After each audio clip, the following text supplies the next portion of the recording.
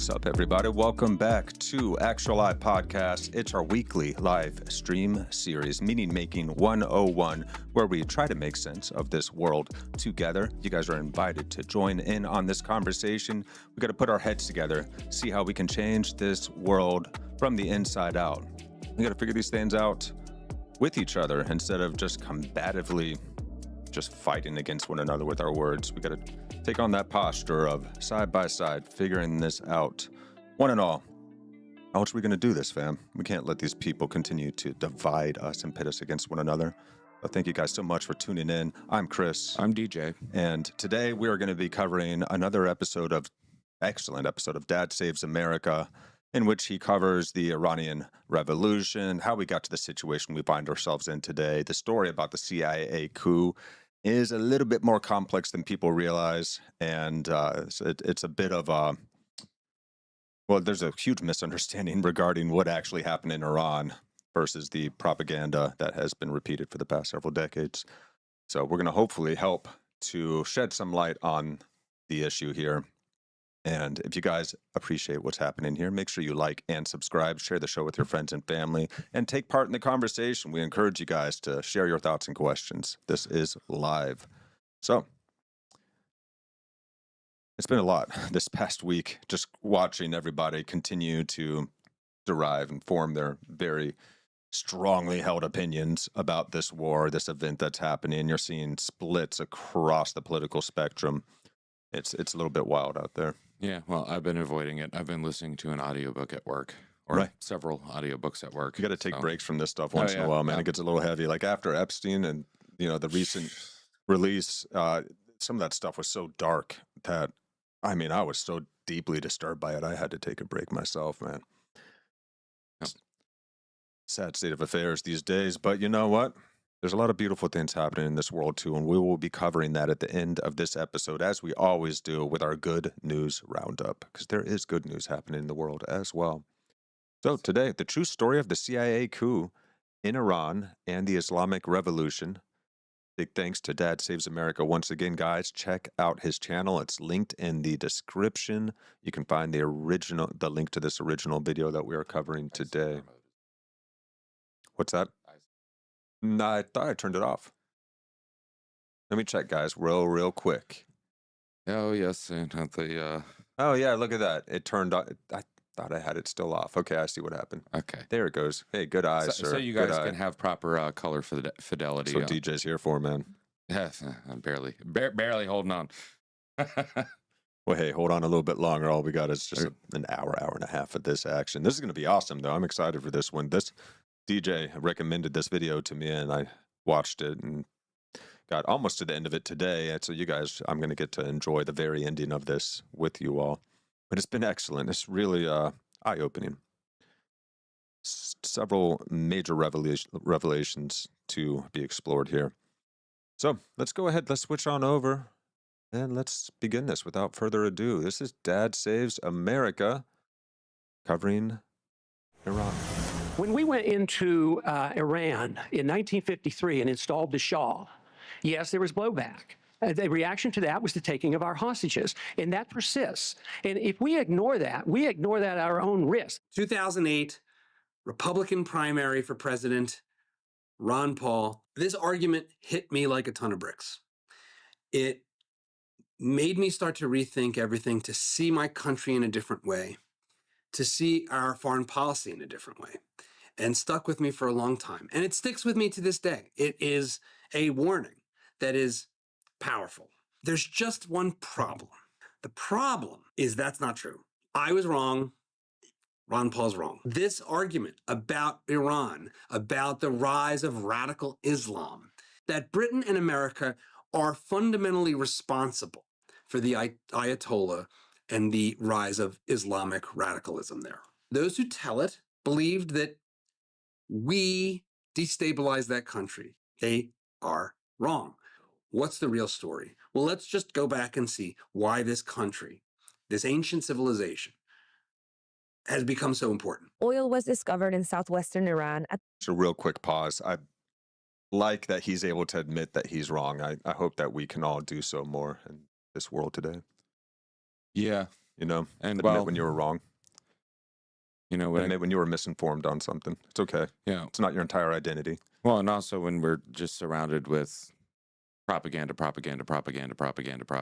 understandable that we would, yeah. And it's not just, like, nationalistic propaganda, but also the, like, you should hate yourself because you're some unworthy human being. And really, you should just give everything that you have to other people for the common good. Propaganda that's out there, the oppressed versus oppressors propaganda, and oh right, that, yeah, making like, people feel bad for working hard and achieving some modicum of success in this world. Yeah, and the whole blaming, say like America and Britain for like all the problems and all the woes, whether it's colonialism or the it's American imperialism or whatever it is. It's like a narcissistic obsession, where you're looking at America as the be end all of everything, whether it be good or bad, and it's not quite that simple. Yeah, and yes, there are good things and bad things for sure about any country. Which another reason I appreciate John is because he regularly admits these things. Yeah, he's like, and I used to believe this, but we were sold a false product as far as this goes. And it's not just this, you can look back on like the Crusades, right?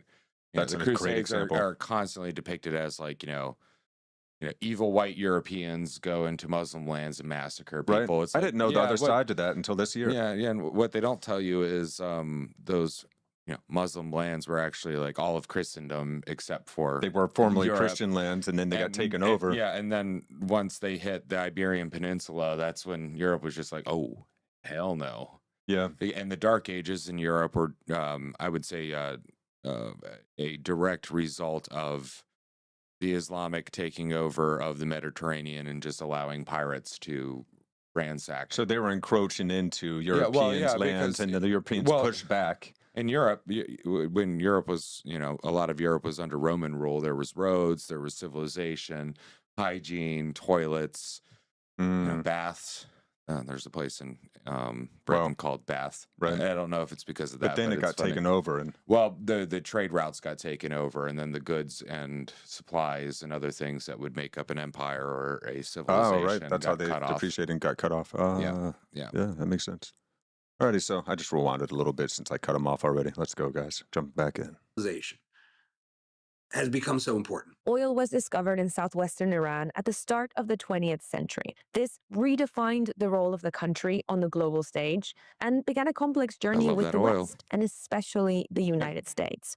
A British company that would later become BP set up Iran's oil industry, and business was good.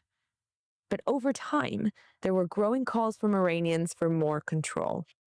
One of the strongest voices was Prime Minister Mohammad Mosaddegh. He came to power promising to nationalize Iran's oil, which he did in 1951. As a result, Britain, supported by America, boycotted Iranian oil, causing exports to all but collapse over the next 2 years. Then, in 1953, American and British intelligence agencies orchestrated a coup to push him out. So that's the mainstream story. That's the story everybody's heard. That's the story that is received wisdom now. He just was a little too red, a little too Soviet with this nationalization. And so it was the Cold War, and we just overthrew him. Problem is, it's false. So what do I mean? Well, there's an incredible article, Remembering a CIA Coup in Iran That Never Was. This article is brimming with detail, with references to firsthand documents.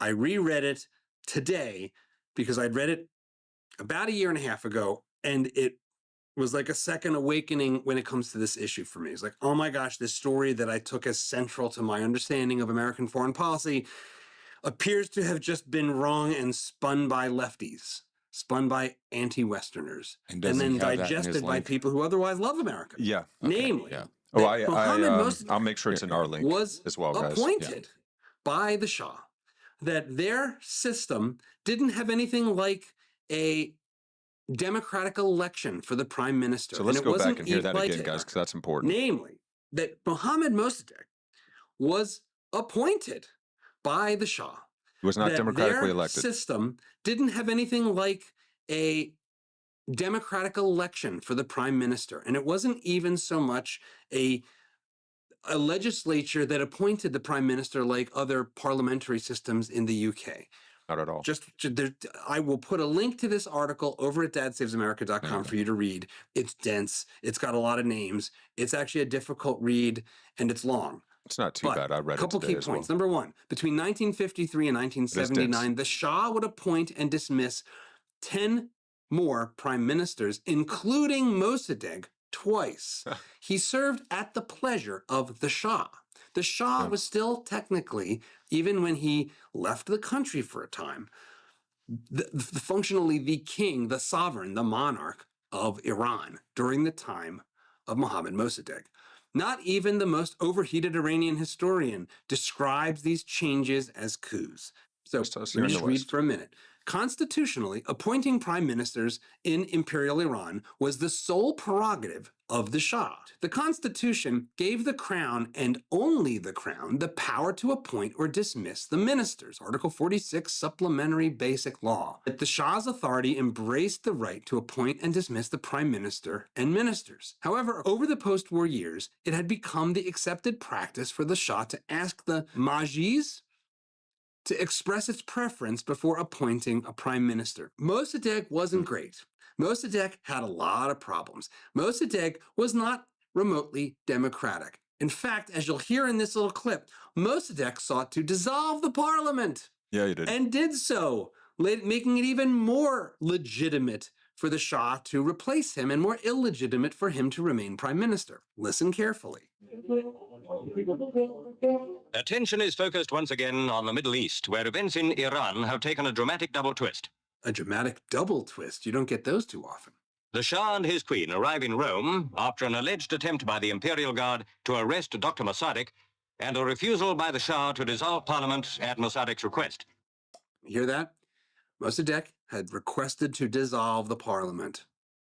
And when that ultimately did happen, the Shah pointed to it and said, "You've made your rule even less legitimate." In Tehran, it looked as if Mossaddegh would soon be named president, and on his orders, troops occupied the Shah's palaces and surrounded Parliament. And then the people themselves took a hand. 300 killed and hundreds wounded is a conservative estimate. The rioters freed those taken prisoner earlier and stormed the house of Mosaddegh. Foreign Minister Fatimi gets through. First reports that he was torn to pieces had not been confirmed. Meanwhile, the mob flocked the streets, demanding the return of the Shah. Mosaddegh and his government were swept from power in favor of General Zahedi, the man appointed by the Shah in the first place. The thoughts of Britain instinctively turned to Abadan. The Shah had actually appointed a new prime minister, which he had the constitutional power to do, and Mosaddegh refused to step down. He ultimately care about relented. The Constitution? But that's what happened. Now, where did the story come from? Well, there were efforts on the part of the U.S. through the CIA and MI6 to try to convince the Shah to do this. That is true. It was called Operation Ajax. And this project gets dramatically overblown by one of the agents involved. And he writes a book with a lot of hot air that attempts to claim that he was the man that made it happen. It's all about him. But that's fake history. That is blowing a lot of smoke. And it's a smokescreen that covered my eyes to this important story. And I think it's something that needs to be resurfaced. And maybe now with this incredible, crazy, scary change, we can revisit the U.S. role in Iran. Well, the Iranian people are helping us do that, which we covered a lot of in our last episodes. And you guys can go back and check those out if you'd like to see how the Iranian people themselves, en masse, the majority of them, vast majority, are responding to this war. Well, let's just hope they don't make the same mistakes that they made before. Exactly. Yeah, because that's the thing is like when we get really passionate about stuff, when we go out into the streets and all that stuff, we become stupid. Well, these movements get influenced. A person is smart. People are stupid. Right. And people can easily be fooled by nefarious interests. Sure, a movement can be kind of compartmentalized or channeled in a desired direction. Well, even if a person may not, once the person goes into the people, you just get pulled along with it. Mob mentality, man. Yeah. Because, maybe not all of the herd is panicked, but when the herd starts running, it's either go with it or get trampled, right? Yeah, that's truth. That is truth.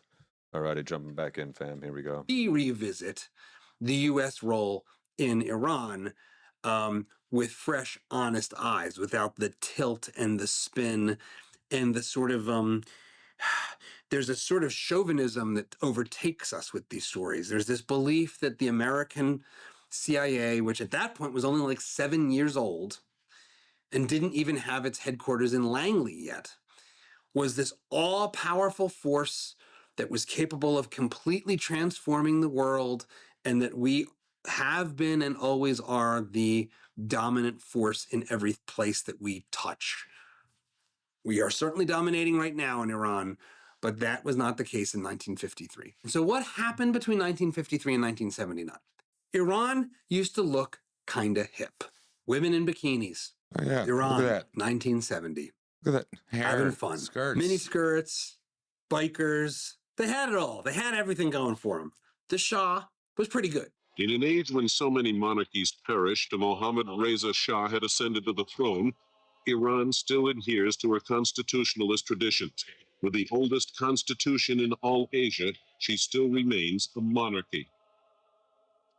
Symbol of the new role of women in Muslim Iran is the active participation of Farah, the Shah Banu, in representing the dynasty, the state. She's in charge of whole sectors of national life, particularly in the fields of social activities, art, and culture.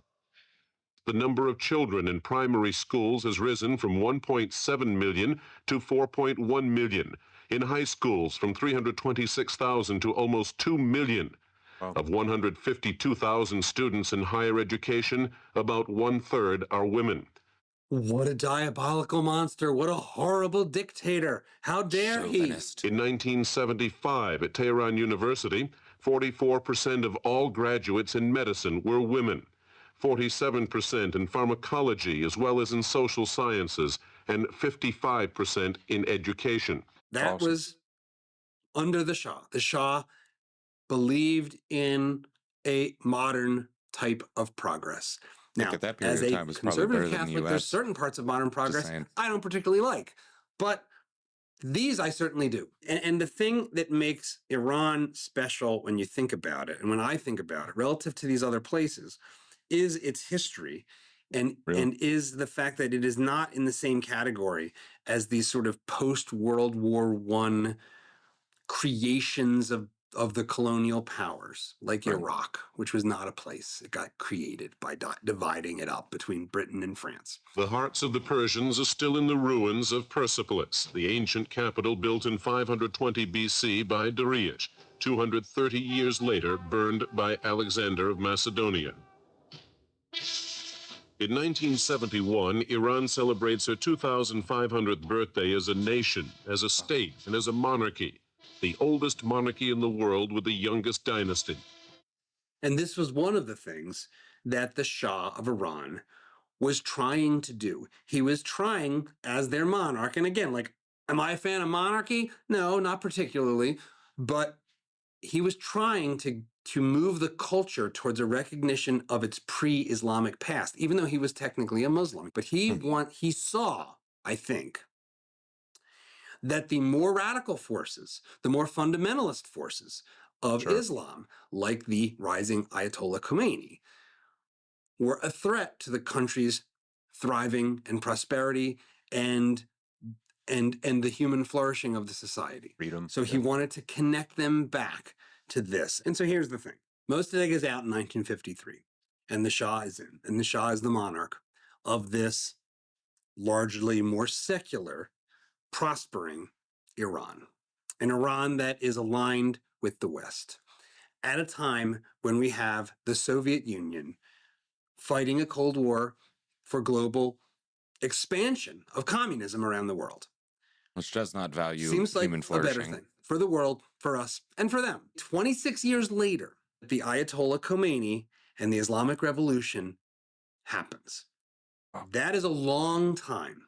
That the connectivity between a minor effort to pitch the Shah on kicking out Mosaddegh in 1953, and 26 years later, Islamic cleric fundamentalists taking over the country, that connection is zero. There is no causal link there that I can see that is legitimate as I've tried to look closer at this. Now, maybe I am wrong about that, but what's really going on here?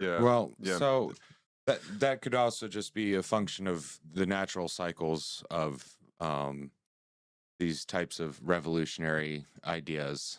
Because it'll, like right now, like with the woke stuff, the neo-communism stuff. Well, one of the cycles was, back in the late 60s, the 60s and the 70s, right? The peace, love, whatever, go out, counterculture, be that, and then the 80s happens, everybody turns into a yuppie, tucks in their shirts and are all about making a whole bunch of money, in the stock market on, Wall Street and doing all that stuff.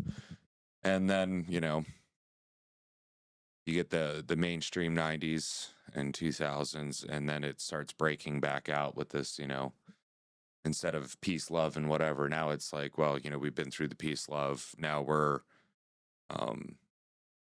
we still have these problems, and now we're angry because, like whether it's the racism, we went to posturing or and signaling that we care, or whatever you want to call it, now like it's worse than it ever was, and it recycles again. Because people want to LARP activism, so they want to do the thing that people did in the 60s and the 70s. Yeah. And with Iran, you had an uprising of sentiment and a little bit of radicalism in there, but then it goes back down. And then when it comes back up, now you have people who are radicals back then now training the new generation and putting these thoughts in their head. And we need to, in the case of Iran, like install this purist order, and and particularly a lot of bitter young men and useful idiot women who want to bring this up, because the bitter young men. Well, like, you're talking about the upper classes too. Right? Yeah, well, sure, but the upper class that were influenced by Marxism. Yeah, a lot of them. the upper class would be like the pushers behind the scenes, and then the dispossessed young men are the ones who are going out there and eventually wrap themselves up with and have the AKs and do that kind of stuff. Well, the women were carrying the AKs too. But then afterwards, it's like, now that we're taking over, we're going to and not one of them looks happy to be wearing all that extra garb to cover their entire bodies and carrying these guns down the streets. But yes, because men just can't help themselves. So if women don't cover themselves, the women are to blame. And that's literally what they teach in Islam. And if anyone's upset about us having a view about what's happening in Iran right now, clearly we're not Persian. Why do you have an opinion? Well, and also, I'm not Persian. Because we can't care about people on this, other people on this planet. I'm not Persian, but I'm human.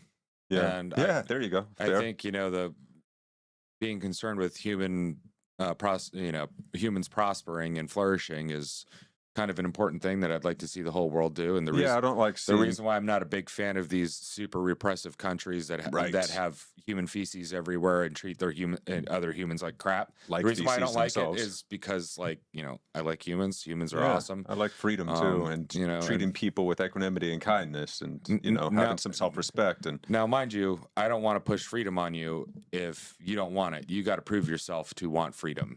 That's what I hope Iran and the people in Iran can do right now. Does seem like the vast majority of them want that. And then have enough reason and temperance to not just go completely crazy. I was watching and videos do the same crap they did just before. last night or the night before being posted of people this far into this war coming out in the streets and celebrating openly what's happening.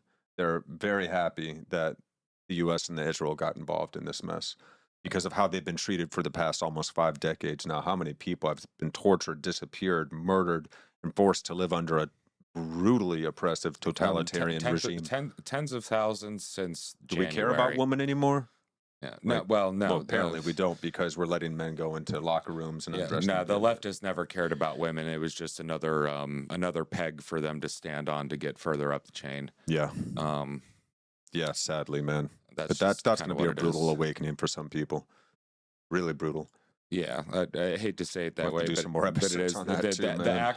And the thing is 99.99% of activists actually don't care about the people that they're activating for. And they're barely And even then there's a few activists. that actually do care. Yeah. Well, a lot of it's just narcissism and wanting to signal that you're a virtuous person or show that you're a part of the group that you identify with, so you don't become an outcast and you're still accepted. Sure. I mean, Yeah, most of it's yeah. just group social pressure.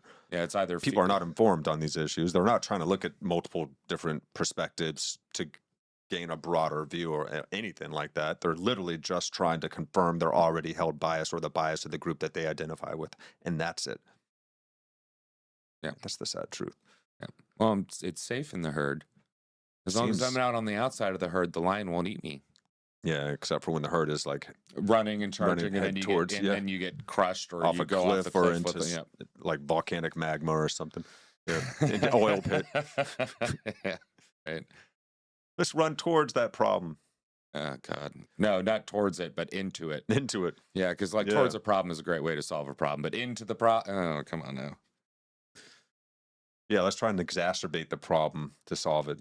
That's a common thing, like the anti-racism that we see out in the world right now. It's trying to use racism to beat racism. Like, well, the people of that color skin in recent history were doing this bad thing to people of darker color skin, forgetting all of human history. Before that, every single culture and people have enslaved one another in themselves. Well, and then there's the other end of that, whereas, the white savior activists that are trying to save the black people from other white people are actually the most racist ones. That putting think white people down and treating no, even beyond this, actually, they're putting white people up and putting black people down by saying, well, the reason that's the reason why irony. black culture is the way it is because white people are responsible for it. So you're putting white people in a position of power over black people, and then you're saying that black people. What are you saying? That black people are dumb? Yeah. Is that what you're saying? Well, black people can't get IDs. What? Is that? Or who is the politician that said, they don't even know what laptops are? I'm like, who are you I people? can guarantee you every black person alive today knows what a laptop is,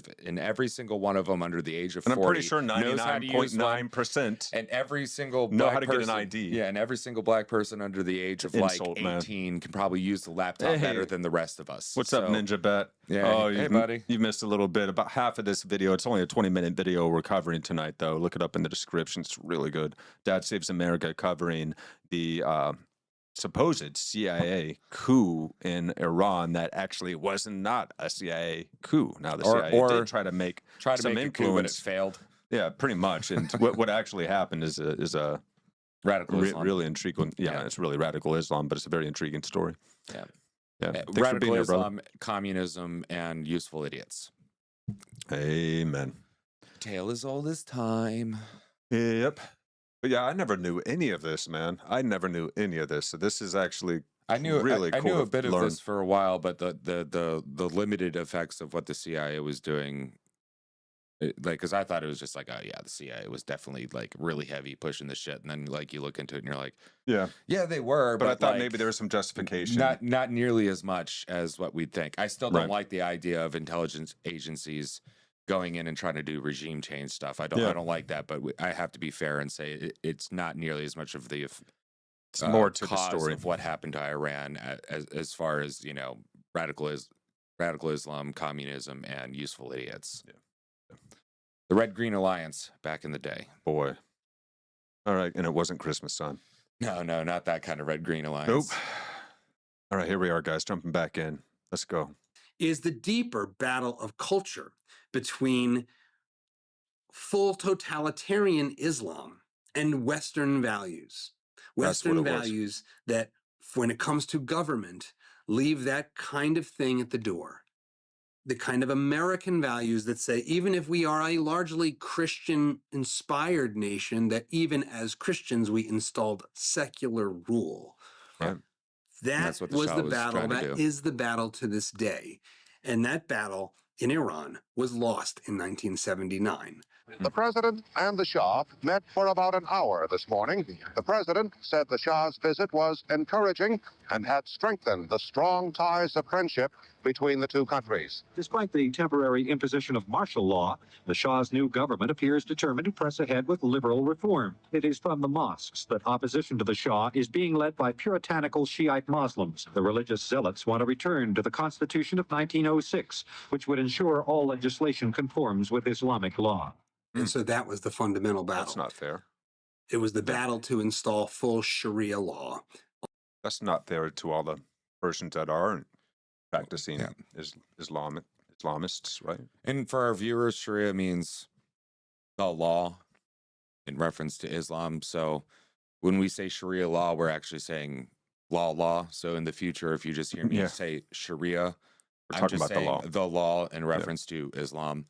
So what happened immediately now was these people went from being freedom-loving people that could walk down the street in shorts. And even working towards more liberal reforms too. So certainly not just liberal, but becoming working more towards liberal. more liberal reform. Yep.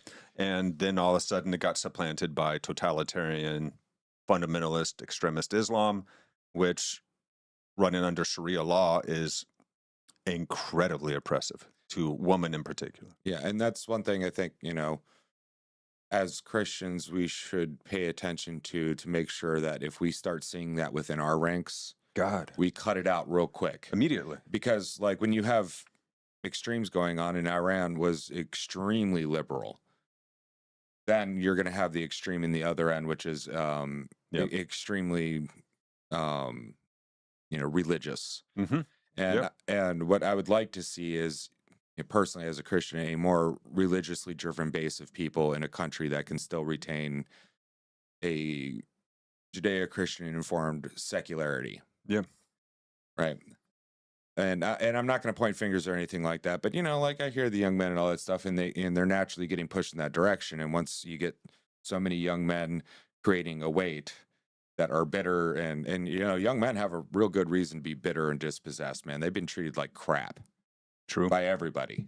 Yeah. Even themselves. Oh yeah. Treat themselves like crap. Yeah. So we got to look out and make sure if we as Christians want to be better than what happened in Iran with the Islamists, we need to make sure that if we see that within our own churches, within our communities, we cut that out. Yeah. Like there's nothing wrong with, like being like, hey, like, get the trans stuff out of the schools, and encourage more people to come to the faith and stuff like that. There's nothing wrong with that. But when it's like, well, extreme example, we're going to go back to stoning gays. It's like, no, let's not. No, because that is theocracy. No. You can tell them it's like, I prefer you not to do those things, but you have to live your own life. Yeah. Okay. And let's cut over here real fast to X, just to give people just a short, quick example of how bad it was in Iran for the last 47 years. This is a Uruguayan lawmaker. She puts on a burqa to demonstrate the hypocrisy of leftists, and she states, let's let her speak for herself here.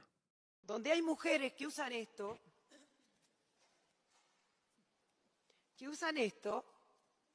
durante todos los días de su vida. You don't need to understand her Solamente se lo sacan to understand what's dentro de happening. su casa. Que el día que no usan esto, y la verdad que And es if you bastante guys incómodo, caught the live stream earlier, you would have seen the example that we showed, or the video that Dad Saves America was showing women riding around on bikes and shorts, being able to dress freely how they want to, and go to school and get educated and blah, blah, blah. Big change. Big change. And one thing with, the burqa and the other like full Oh, face and wrapping. actually here, let me share her quote because we couldn't understand. This is what women in Iran wear every day. If they take it off, they get acid thrown in their faces or get stoned to death. It's illegal, and that's the punishment. That's what those who support Iran defend. Are you guys insane? Do you know what you're supporting? Do you have any idea? And if I'm not mistaken, the body positivity movement was started by and for people who had acid thrown in their faces. Right. To be like, love yourself even though you're horribly disfigured. And then it's just like protecting the fatties that don't want to get up and better a guy themselves. whose wife was made fun of because she was overweight, and he started the whole body positivity as far as fat shaming is concerned. Yeah. But so the thing about the burqas, or we call them burqas, but then there's like the niqabs, and like, so there's different level of burqa, right? But the thing about that is the actual forcefully covering over somebody's face is to submit them and basically make them slaves. Yeah. Because that's what it does to you when you're covered up. Why do you think they told us we all have to mask up? Oh, but it's just their culture. Mask up. It's just their culture. Yeah, well, that's fine. I'm not a racist, but I'm a culturist. If that's their culture, so you're okay with? I'm not down with it, and I think that culture's garbage. Yeah, you're okay with women being killed or stoned for dressing how they want.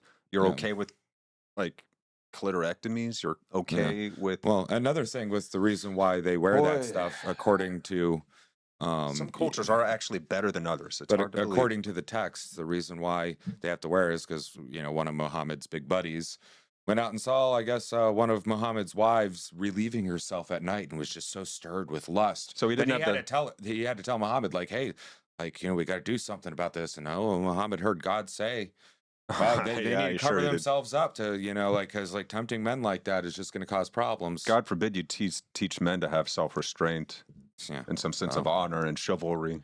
Yeah, and this isn't just which was another answer that the West offered, chivalry, which I think was beautiful. Now the West has gotten to the point where we don't tell young men to have strength. We just treat them like little shitty babies. And we're very clear on what men are. We're just not clear on what women are anymore. It seems. Well, the West is committing that that sin as far as not holding men truly accountable for themselves. We're blaming them for everything, but not holding them accountable for actually holding themselves and being good, strong men.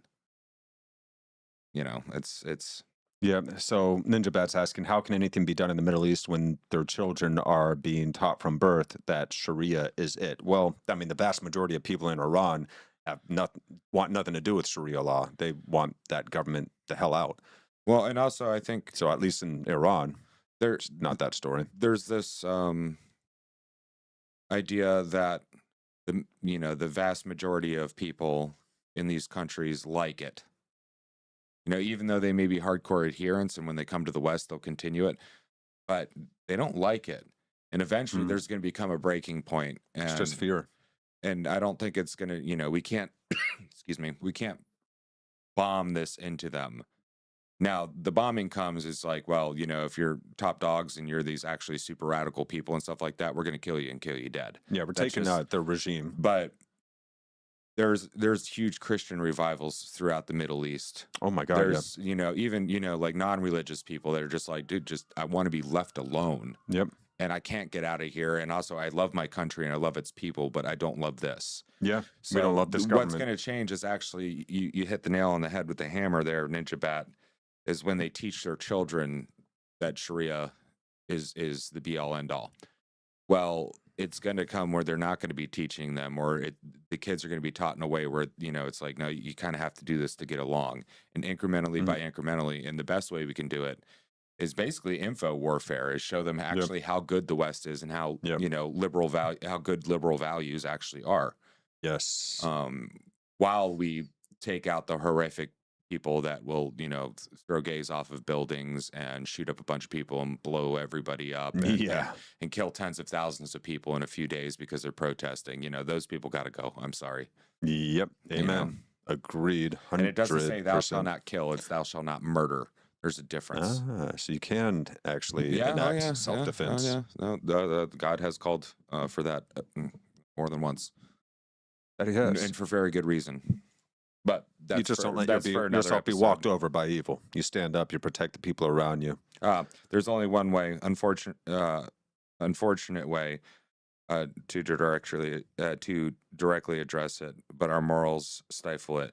Well, yeah, that's, like we actually have to wield the other sword of Christ. But also the nonviolent sword of Christ is when you say, no, that's wrong. Yep. We're not going to have it here in our own countries. We're not going to have you here if you're going to do that. I mean, they got a warning. If you mass kill any more of your people, we're coming after you. Well, and also if you keep enriching uranium, we're going to come after you. Which they also did. And if you're going to keep funding, even after we bombed the hell out of them, terrorists that come into the West and destabilize stuff, and all of the major terrorist activity in that region, all those people that were let in by the Obama administration. In all those people, there was a crap. Biden. The Biden administration, the Obama 3.0. Yeah, a lot of them actually were radical jihadis. Yeah, like tens of thousands of them that we know of. So don't get it twisted. This is real, and this is why I support actually going in there, because like if they keep funding it, we got problems. Same thing with China. If China doesn't stop selling the fucking precursors to create these drugs that are killing hundreds of thousands of people a year, we're going to have to deal with China too. We're going to have to. Yep. One way or another. And war isn't polite. You can't make polite rules for war. because that's what happened during the Obama administration in the Middle East. No, because well, now we got all these things where soldiers can't defend themselves. They can't go out at night. They can't take out guys that put down their, rocket launchers. Yeah, large and their evil machine guns. power centers don't respect kindness and weakness in the face of their horrific actions. They got to be held accountable. They got to see that there's someone willing to stand up that is brave enough and courageous enough and also powerful enough to put them down. That's the only way you stop some of these evil bullies. Yeah. So, one more from Ninja Bat before we move on. How many mosques are being built in the U.S.? I would like to see how many mosques are being built versus Christian churches are being burned in the West in general, and that would be a more accurate, because it's not just being built. Hey, in the West, people have a right to worship. Yep, fine, but there's something that we don't see in the mainstream narrative is the burning of all these churches. It's arson. It's not, somebody left a candle out or bad electrical or something like that. It's no, actually arson is burning down these churches. And then people will be like, well, it wasn't the Muslims doing it. It's like, no, but it's for the same cause, to destroy Christianity. And not to mention the, what's the Jewish place over synagogues, the synagogues that are being burnt to the ground. Yep. So how many mosques are being built versus... Yeah, you all are so close to being the next Third Reich right now with your language invasion. The way you're all talking about Jewish people. Yeah. Wow. The Jews are the new Nazis. And the end of every new conspiracy theory story. People just don't do their homework. They just jump on stuff. Like, it's bad. It's bad out there. Yeah. I was just looking because I know there was a report of a Muslim attack in a school or a church today here in the U.S. Speaking of another one, yeah, and then how about that guy inspired by ISIS to throw and all the trans killings lately? That's Jesus. The new school shooters. I'm gonna do a whole episode just taking it apart again, man. Yeah, because we can go even further now. There's so many horrifying examples. Yeah, well, they're I've been tracking that we could cover. People need to see preying on our freedom of religion. No, not understanding what that means. The freedom of religion in the United States means the freedom that the state isn't going to enforce a religion. Not that we have to tolerate people coming in and having really perverse religious practices. No, that's Yeah, no. If they go against the laws of our country, like marrying an 8-year-old and this and that, like Muhammad did. And also, I don't want to hear the call to prayers at 5 a.m. and all this stuff. Y'all can do it yourselves. And they're like, what about church bells? It's like, well, we're a country founded on Christianity, not Islam. So I don't want to hear that at 5 o'clock in the morning in my city. Nobody wants to hear that. Why can't they just have it on their phones? Yeah, and get, exactly. An alarm? Because the call to prayer is actually a call to submit everybody.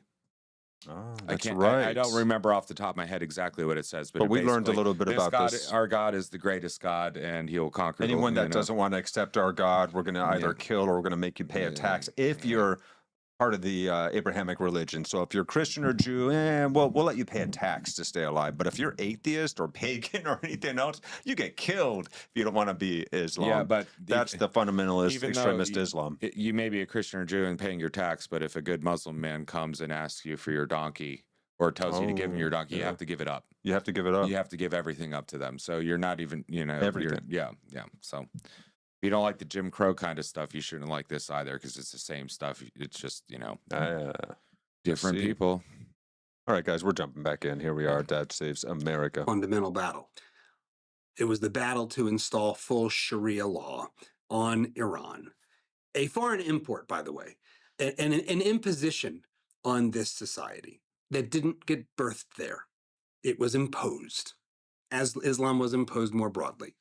University students demonstrating in Tehran, shouting death to the Shah, pledge allegiance to the Islamic movement of the Ayatollahs. The number killed in Tehran since the beginning of the month is probably well over 100. But people in this crowd were saying and believing 7,000 had been killed. Emotions over the dead and the rumors of dead are high. Every day here now, the demonstrations and arrests go on. Rumors in Tehran say people are being armed and may soon start firing back at the troops. News there would be some kind of announcement about a new government came after yet another day of running confrontations in the center of Tehran. Suddenly, it has become more difficult to look at the scope of opposition to the Shah of Iran and still see his monarchy surviving. The Ayatollahs are committed to the ouster of the Shah and nothing less than that. They chant, Makba Shah, death to the Shah. The Shah and his empress left shortly before midday. The empire he had hoped to build had been shattered by a year of violence. The news spread with the speed of the human shout. Shah Farari Shodeh, the people cried. The Shah has escaped. The old chant of death to the Shah was replaced today by a new one, death to Carter. Khomeini, Khomeini, they cried, we're waiting for you. The Ayatollah is expected to return to Iran, but when or how is not yet known. Oil is discovered. It is worth nothing while it's in the ground. American or British company comes in to actually turn it into something valuable. The desire to make that effort and that investment be nationalized proceeds, even though the know-how to do it isn't there. The people with the know-how, who put the capital in, who made the thing happen, get kicked out, aren't happy about it, stop buying. The people that took it over don't know what they're doing. Things go haywire. The people that built the thing are blamed. Disaster. This is a pattern that repeats itself in several places on this planet. I'm not saying that we're all saints. I'm not saying that there aren't bad corporate actors on the international stage being extractive, being exploitative. But this particular story has repeated itself multiple times, and the stories around it are broken and warped for political ends and not fact-based. And what came next here is a legacy that might now be turning the corner or turning towards even greater disaster. We shall see. Only history will tell. The American embassy in Tehran is in the hands of Muslim students tonight. Spurred on by an anti-American speech by the Ayatollah Khomeini, they stormed the embassy, fought the Marine Guards for 3 hours, overpowered them, and took dozens of American hostages. The students want the deposed Shah returned to Iran for trial. United States Marine Corps guards used tear gas to try to disperse the mob of Islamic students. But that wasn't enough. It's like Portland. Hundreds of Iranians finally overran the embassy compound, seizing about 90 people, mostly American. That's what they were trying to do in Portland. The hostages, men and women, were blindfolded and herded into the embassy's basement. It was just a little thing. No casualties were reported. The Iranians burned a United States flag and denounced the U.S. government, saying they would stay until the U.S. sends the deposed Shah back to Iran. Earlier today, the Ayatollah Khomeini publicly criticized the U.S. for providing refuge for the Shah. His speech was viewed as a signal by the Muslim students to attack the embassy. Iranian radio reported that the hostages were safe and being fed. Yeah, okay. 444 days. And basically, if you didn't know this, those hostages, the Iran hostage crisis, was resolved basically on day one of Ronald Reagan taking office, because he made clear, much like President Trump has done, that he's not going to mess around. And so the Iranian regime was like, well, this guy's not Carter. We should probably let these Americans go. Finally. And well, Trump's Trump. And so he said, I'm going to bomb the hell out of you, literally. And he has done exactly that. What happened since is pretty obvious. With the Islamic Revolution in place in Iran, they become an exporter of their ideology. Since the revolution, Iran has been seeking to export its ideology and expand its influence beyond its borders by supporting a network of well-armed groups. But that's what America's doing. This included America's Hamas in in their Gaza, area. Hezbollah in That's Lebanon, the Houthis in Yemen, as well as others in Iraq and Syria, collectively called the Axis of Resistance. And this is why we're over there in large part. But what about that oppressive Shah? Was this just us backing a brutal strongman? Well, I can't say he's my favorite president, President Nixon, but his perspective on this is pretty interesting. The Shah is generally accepted as having been a very repressive and oppressive ruler. His Savak tortured and killed. He lived in considerable splendor and opulence while there was terrible poverty in his country. In your book, Leaders, you write that he was not ruthless enough in quashing those who threatened his nation's stability. Do you think he should have been more ruthless? Yes, I do. This is like the most Nixon thing Richard Nixon could say, right? Let's look at the Shah for just a moment and look at him very fairly. He actually was a progressive. Yeah, he was. A progressive in a number of ways. The Shah was trying to move Iran into the 20th century. His opponents, Khomeini et al., wanted to move Iran back into the Dark Ages, and that's what they've done. Now, there was some repression, true. Now there is total repression. That was the choice. Not utopia, not some perfect liberal democracy. Those things need to be homegrown and rooted and take time to flourish. And we don't know how to plant those seeds and have them grow elsewhere. They need certain kinds of soil, I tend to think. But I think this is a more true telling of the circumstances. If you like this clip, you should check out the full video. And all that was great. So check out Dad Saves America. He's a pretty reasonable dude. Yeah, he really is, though, man. High production value for his stuff if you care about that stuff. But highly thoughtful and willing to say, hey, we're not perfect. We've made mistakes. I'm not saying there isn't corporate exploitation overseas or that our country has been perfect and every effort of regime change by any means. He's saying in this particular instance, that's not exactly what happened. We tried, the CIA tried to influence the Shah to some extent, failed, were barely able to come up with any effective way of stopping what happened. It ended up happening. Basically influenced the Shah to do something he was already going to do, which was kind of like a deal with a prime minister that was getting a little uppity. Yeah. But so basically the breakdown of what happened in Iran, according to this episode we watched, is oil was found. Yeah. External equity was invested to process and extract the oil for a fair exchange.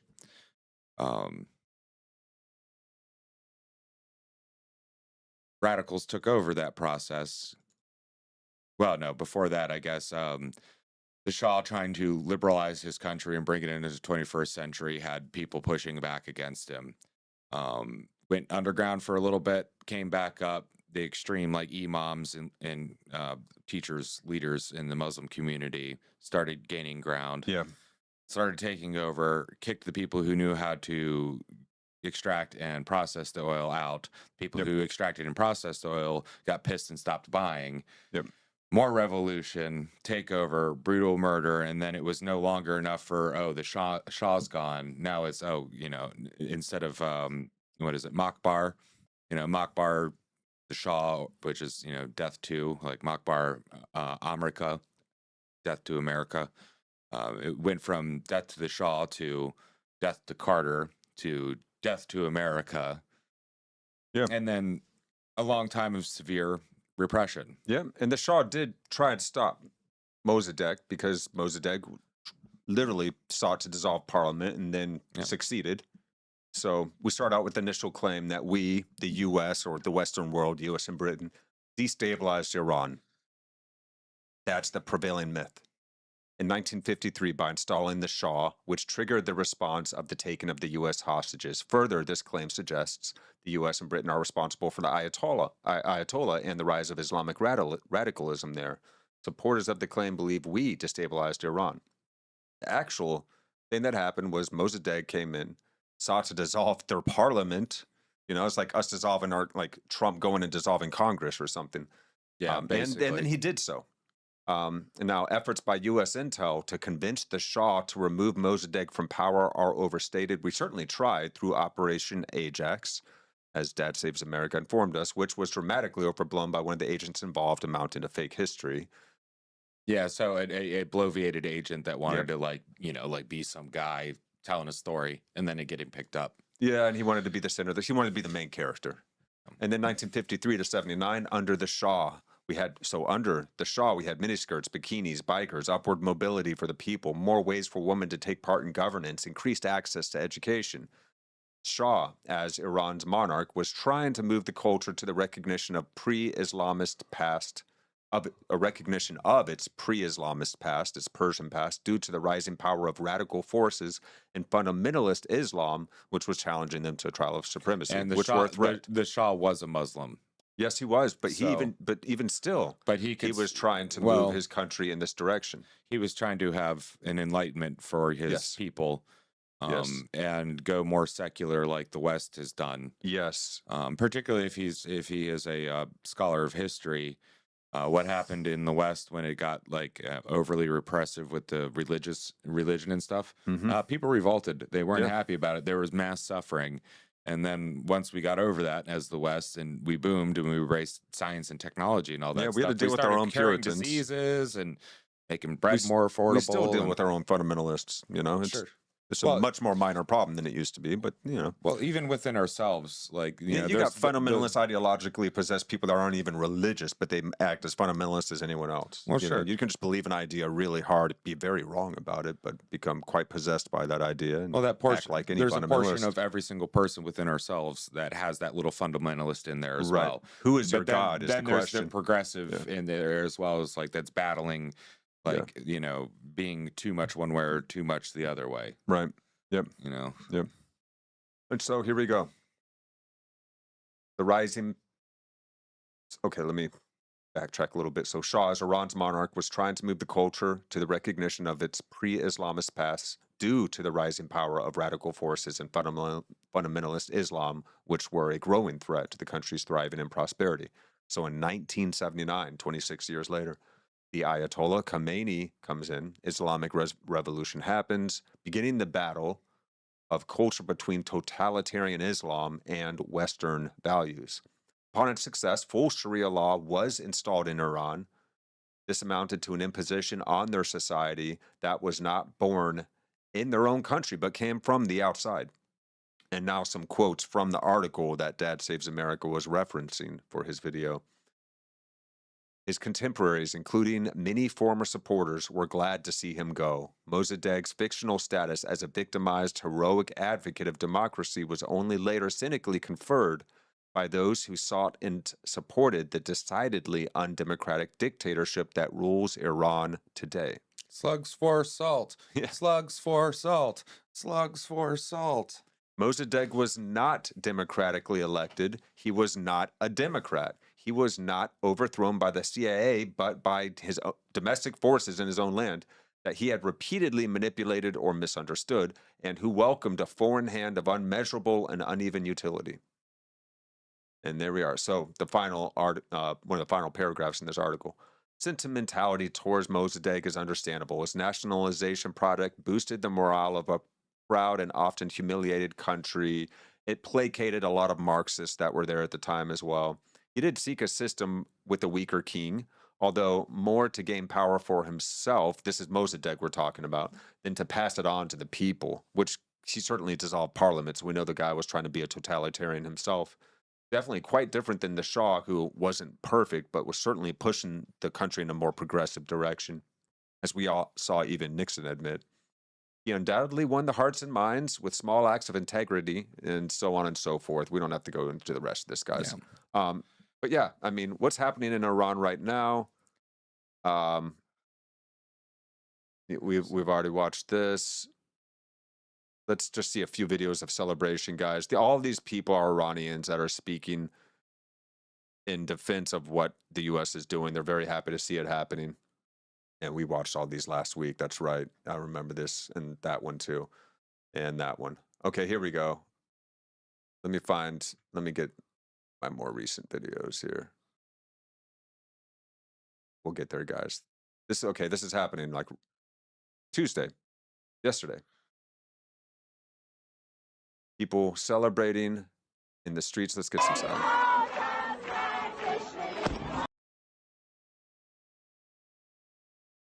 Find someone who looks at you the way Hillary Clinton looked at obliterating Iran. We covered this last episode, but here's her saying that if she gets in power, she's going to attack Iran. Well, how the tables turn. These are real Iranians. They don't hate the Jews. Not the bots on X. No, they don't. They're very happy. There's a lot of Jews in there too.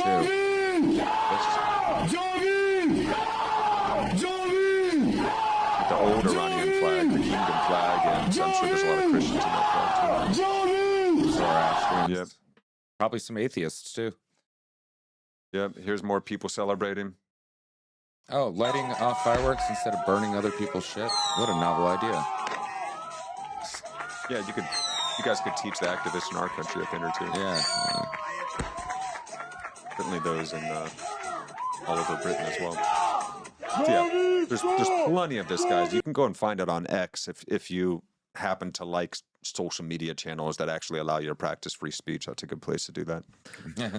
And just be careful on X, because don't go to the For You page, because it will make you mad and depressed. That's what it does.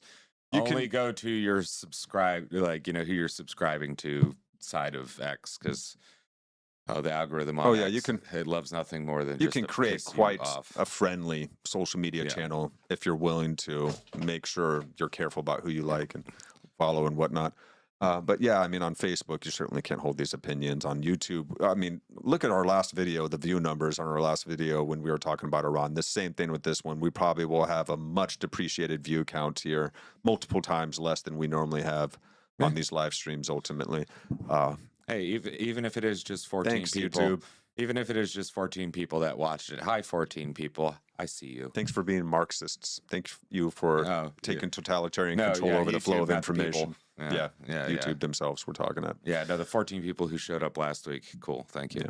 Yeah. Canada might agree, Ninja Bat said at one point. I don't know what that refers to, but I have a feeling I can get the gist of that one. Well, Canada's really got deep its own down problems at this point. You know, Canada is killing their own population and harvesting their organs. How many, oh, dude, I saw some really scary factoid about how many people have committed suicide over there ever since that became a they'll actually encouraged put practice. people they'll put people in the program that actually didn't want to be in the program. Like, that's nice of them. Came around and was like, I don't want to do it. It's like, tough luck. This is your day of appointment.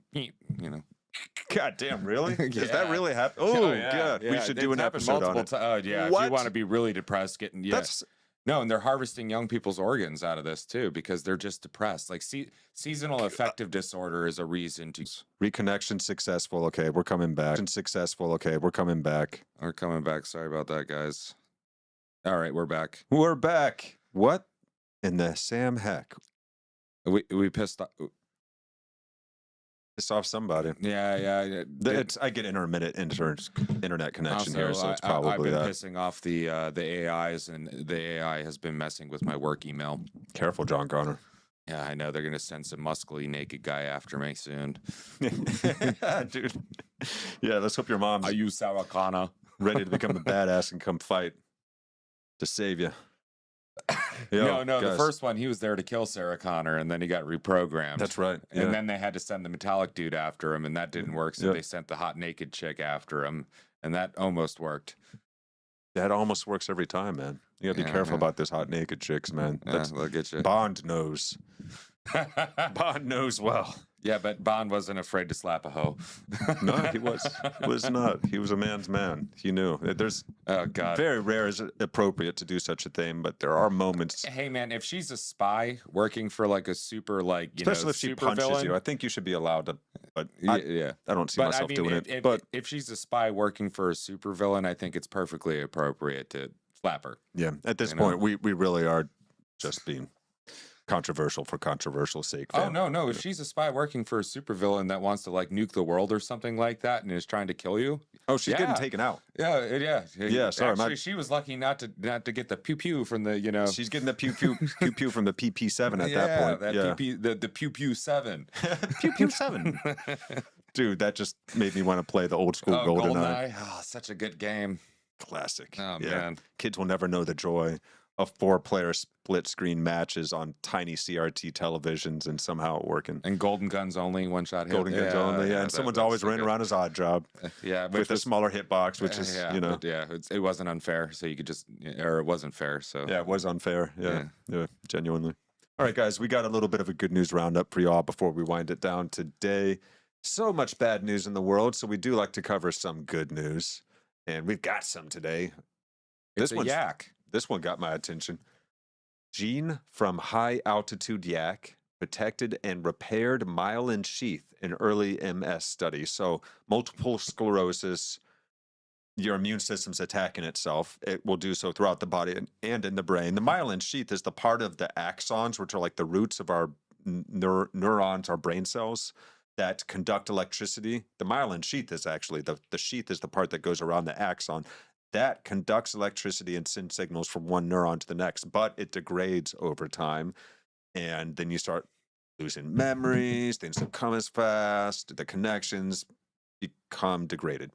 And so something that can protect and repair myelin is really very important for people with Alzheimer's, MS, dementia, all kinds of things like that.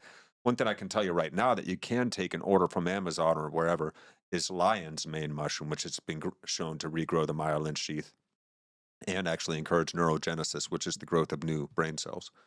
But here, we got another medicine for it now. A special gene that helps animals like the yak survive at high altitude could enable new treatments for multiple sclerosis after positive findings from a mouse model. The genetic mutation that enables yaks to live in environments with much less oxygen and may hold the key to repairing nerve damage in conditions such as MS and cerebral paralysis, which currently have no cures. The myelin sheath is a protective tissue layer that surrounds nerve fibers in the brain and spinal cord and protects them while they do their job of communicating through nerve signals with the rest of the body. MS is a debilitating autoimmune disease in which the immune system mistakenly attacks and destroys the myelin sheath, causing slow paralysis. Additionally, insufficient oxygen during fetal brain development can damage the layer, leading to conditions such as cerebral paralysis in newborn babies. Oh my God. Lastly, reduced blood flow to the brain, often associated with aging, can also cause this issue, and that contributes to things like vascular dementia. So, now in a new study published by the journal Neuron has revealed a naturally existing pathway that promotes regeneration after nerve damage. The discovery could open up new ways for treating diseases such as MS. Awesome. And hey, once again, thank you to the people of China, but not their government, because it looks like Chinese scientists have been exploring this. Well, yeah, China's been down with figuring out medicine and stuff for a long freaking time. Of years. Hell yeah, they have. Yeah. And actually, Chinese people and the Chinese culture is amazing. It's just that what do we call them? The CPC, the Communist Party of China. Yeah, which are not of China. They came in, they took over a country, and then the Chinese government moved. Yeah, and they moved to Taiwan. Which we used to call China briefly. There was a time even that the UN called Taiwan China, and this was even, I think, in one of the Olympics. Yeah. But then, of course, the pressure, the growth of the CPC in China ended up pushing their influence around and changing that. Destroyed traditional, the olds. This is really going to hurt us on YouTube. YouTube hates it when we talk bad about the Chinese communist government, which is... We were already talking bad about Islam, so, but if you want to know a horrifying fact, there's more slaves alive today than there ever have been in human history, and they're all in China. They're all in China. They're making our smartphones and everything else. Oh, yeah. But, yep, guys. It was actually a very...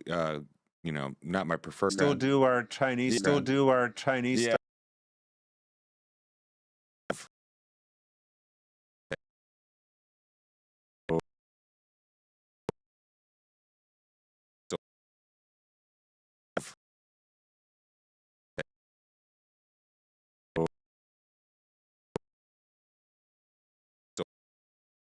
Will come back up.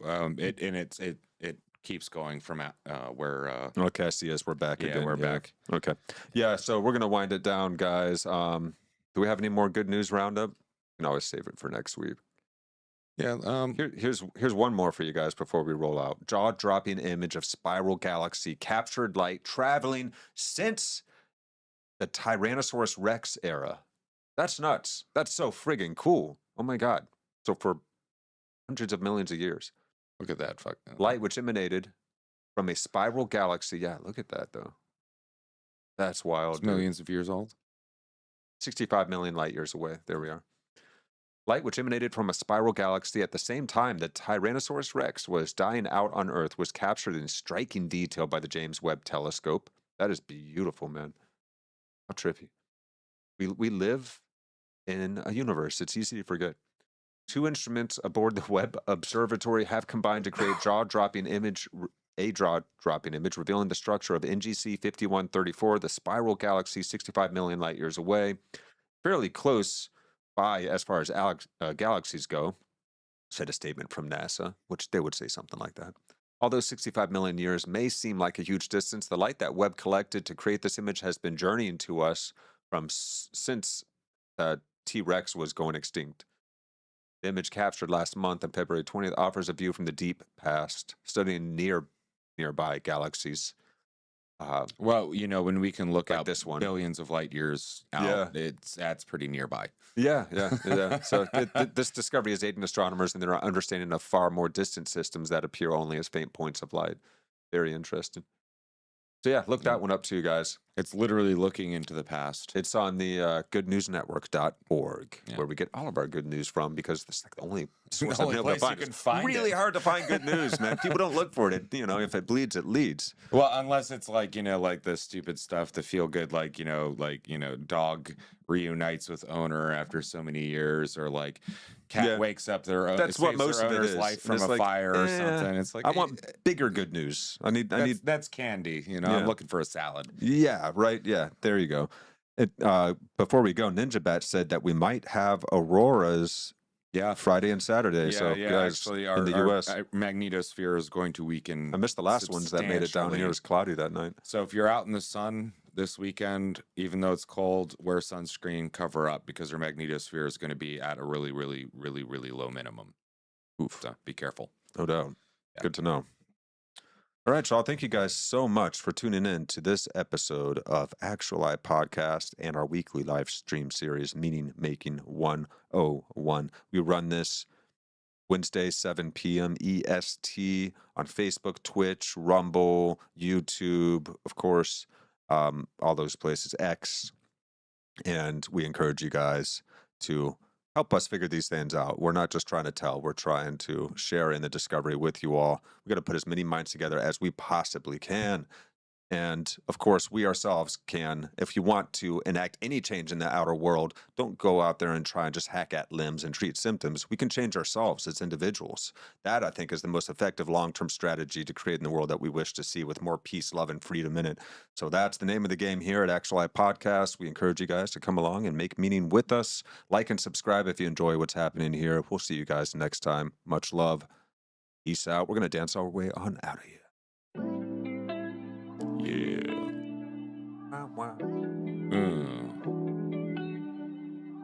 Yeah, you notice it's funny though? As soon as we started talking about the CCP, we froze. Oh, yeah. Ah, man. Ow.